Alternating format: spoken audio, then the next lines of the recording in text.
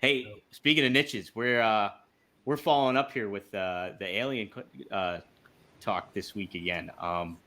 Rob, tell me what you've heard first, and then I'll read some of the stuff that I happen to pick out. But I was intrigued when you texted me about like what you kind of heard and all the stuff that you've kind of seen. Like, Yeah, so in case anybody missed it, you played a clip that was on my local news here in Las Vegas 2 weeks ago, maybe. Yeah, 2 weeks, 2 episodes.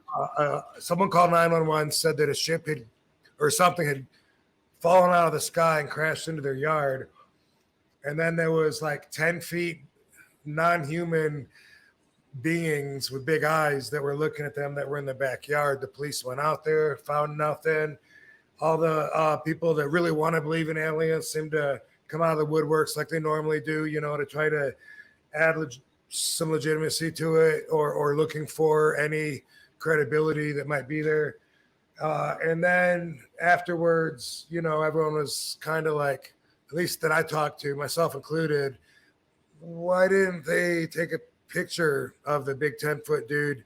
I mean, the phone's in your hand. You're on 911. Why not video something in the backyard? And then they said the news wasn't showing the backyard because it was private property. What? Yeah, right. That doesn't make sense at all. So I felt like it kind of went away. And then a few days ago, all this stuff started coming up. And it turns out the police gave some credibility so much to what that family was saying that they put a camera on top of the house and they had the camera watching the backyard for a while. There was other cameras that picked up the noise of the crash, and and that's just like a small part of it. There's a reason that the police are giving credibility to it, and a reason that a lot more attention is being put on it right now. I saw yesterday live in Congress, the Pentagon speaking to Congress about their super secret programs. They're called, and this is something. So there's been a guy, a whistleblower that came forward that worked way high up in the Air Force. Gosh is his name or something like that? Garsh, right? Some with a T. I was going to say Gresh. I don't want to fuck his name up. I have it maybe here somewhere. Yeah, we could look. So Grush. Okay, so there's him, and he's saying that we've always had visitors when we haven't been alone, and he's saying that there's like 120, 130 space crafts or unidentified objects that we've collected, some with bodies. And the interviewer is saying, like, are you saying, extraterrestrial species? And he's saying, I don't know if it's from another dimension or what. I'm not saying I know its origin. And that sounds weird, but I started like looking into a lot more of this.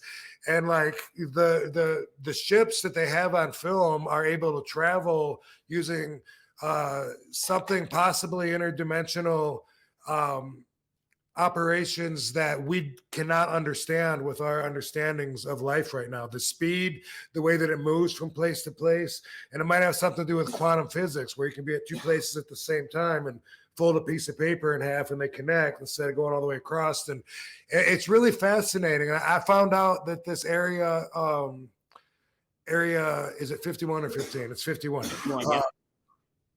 Do you know how that started? 1948, didn't something in a field, and then the military. Am I on the right track with that? Yeah, I believe it was 47. But so a ship crashed. The Air Force put the news out that it was a spaceship made of material that they've never seen before. That was like metallic, but also flexible like rubber. And then a little while later, they completely changed their story and just said it was an asteroid or something. But that first story got out, and I think that's where Roswell is, in that desert in New Mexico where that ship landed. And but it's amazing. I'm listening to all these very credible people, a lawyer and Dr. Is it Greer? This guy has been Shear, isn't it Shear? I think I saw that. I think it's Greer. You might be right. This is the guy, by the way. I think I told you I had an Uber driver that was telling me all about time travel and all about all this stuff. He said that he worked for Dr. Greer and told me to look Dr. Greer up. And I was watching him testify in court, by the way.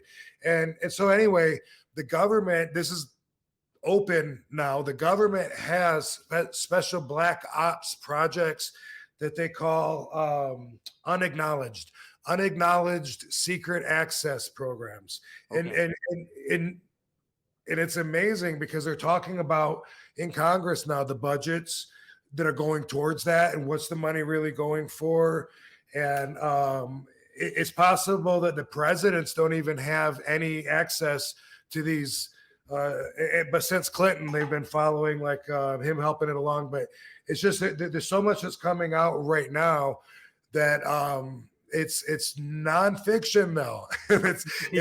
it's amazing, but it looks like we're learning that the government's been keeping these men in black secrets from us all along, which makes perfect sense to to coordinate with anything you see like on Ancient Aliens, where we got our intelligence from and our prehistoric tools and just everything to the actual evolvement of the cells, like whether it's I was brought up on the creation theory, which turned to evolution, that we all developed into what we are. But what we're doing now, I mean, we can take cells, stem cells, whatever, we can create other people with them. And it's all stuff that they probably used to be able to do forever ago anyway.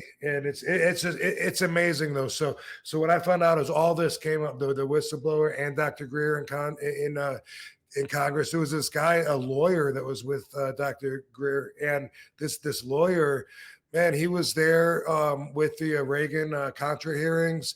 He was there. Like, he named all these different, his resume, all these amazing things that he's done, and said, that he was exposed to all of this. And he says that this is more important than any of that as far as just the national defense and the betterment of the citizens of the United States. Like, it's a pretty big deal that they keep this shit secret.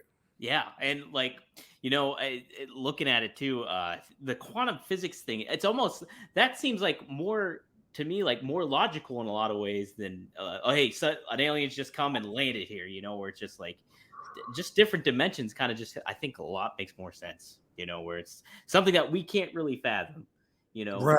But which they've been working on that for forever, and they wanted that big machine that was going to like split the atom, to actually.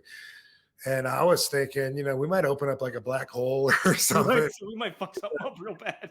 I wasn't for that, or even. No, I don't want to dabble in that kind of thing. I think we did though. I think we split the atom, didn't we? I don't know.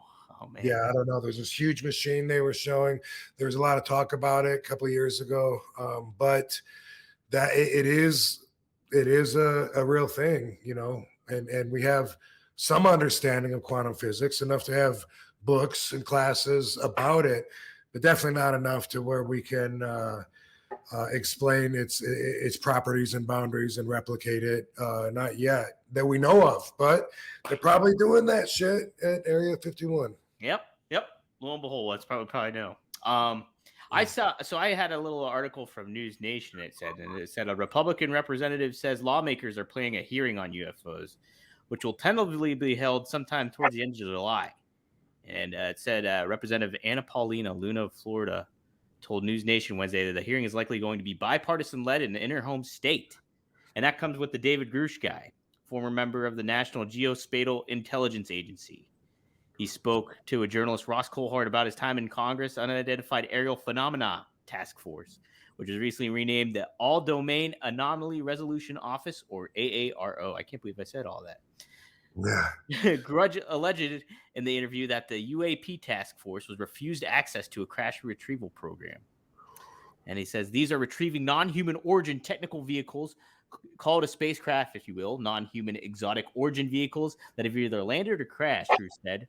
This includes spacecraft from quite a number of other species, according to Grush. He also he also said that the U.S. government has recovered these non-human crafts for decades. So it's pretty interesting. It really is. Yeah. And Mhm. acknowledging the UAP, like now that's fact and it's out. And there's I don't want to misquote numbers. I thought I heard like 3 billion or something ridiculous dollars towards it. And they were talking in Congress. They brought out this meeting, this treaty between us and Russia, where we both agreed something that they have different interpretations of that either might mean, hey, we're both studying space. Let's if you see something that looks funny, don't send a nuclear bomb. And there's different interpretations of what evidence that really is. But it's really amazing. And also what's amazing is I don't think most people know about this. No, Yeah. it's all foreign to me. Like a lot. I mean, even on the side and peripherals, and just the conventional stuff about aliens and stuff. I was aware, but a lot of this stuff I wasn't. Like so. Yeah. Can you imagine like in Mars Attacks or something, like some alien dude comes forward on a microphone, gives a press conference, Right. Yeah. My buddy Jim was saying I was playing Xbox with him yesterday, and we were talking about it, and he was like, "Imagine if all they wanted to do is come in here and gamble, like they're just gambling aliens. Like that'd be a good time." So yeah, Rob, I'm intrigued. It'll be kind of interesting to see how all this kind of comes out and what we hear. And this all goes together, like I said, the same vibe. We were talking earlier about how people assume and everything.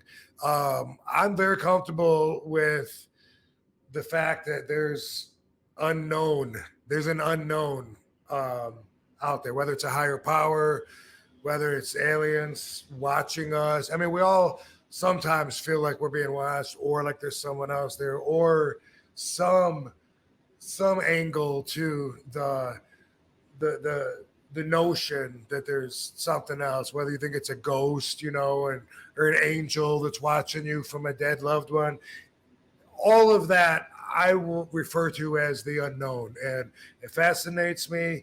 I don't have to completely understand it to know that it's there. Right? No, not at all, not at all. And it's a good mindset to have too, because we don't know, anything. So it's very true. I mean, the same thing could be said with certain organized religions as well, because they replace knowing something with faith. And then, do you know that Moses really parted the Red Sea? Yeah, I know it in my heart. How do you know that? Because it says so in the Bible. That's evidence. How? I mean, eventually they got to admit it's faith that takes the place of actual knowledge. Mm-hmm. And whether faith is a good thing or a bad thing or whatever, again, I can be okay with saying that faith is in the unknown.